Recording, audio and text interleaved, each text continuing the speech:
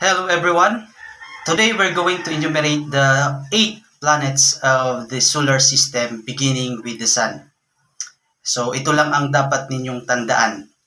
May very energetic Michael just serve you non-stop kapugian. So yung M is Mercury, yung V is Venus, yung E is Earth, yung J is Jupiter, yung S is Saturn, yung U naman is Uranus, N is Neptune. Yung Pluto, dati siyang planet, pero ngayon hindi na.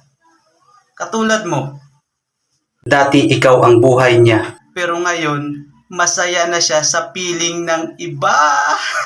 Ano bang magmahal? Lagi mong masasanda.